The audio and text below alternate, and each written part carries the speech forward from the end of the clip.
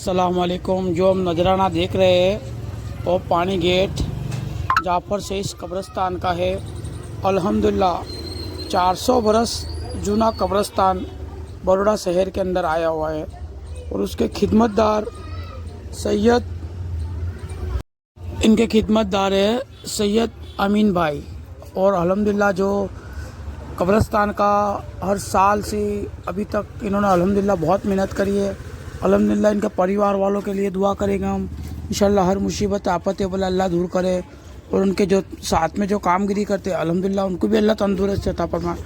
अल्लाह उनकी हर मुसीबत आफत बोला अल्लाह दूर करे और अल्लाह इनको हर साल इस तरह से हर कब्रिस्तान का काम करने में अल्लाह इनको मदद अता फरमाए। अस्सलाम वालेकुम। मुकम न्यूज़ से फरीद शेख। ईद मुबारक पाठवुं छुं।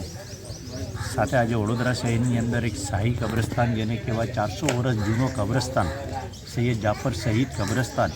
आ कब्रस्ताननी अंदर वडोदरा शहरना महत्व वधारामां वधारे मय्यतो अहींया दफन थाय छे અને આજે તમે જે સુવિધા સાથેનું કબ્રસ્તાન જોવામાં આવ્યું છે એ કબ્રસ્તાનની ખાસ વિશેષતા એ છે કે અહીંયા કબ્રસ્તાનમાં દફન વિધિ માટે કોઈપણ પ્રકારનો ડેવલપમેન્ટ ચાર્જ પણ લેવામાં આવતો નથી અને તમામ સુવિધાઓ સાથે ફ્રી ચાર્જ અમે આ સેવાઓ આપી રહ્યા છે।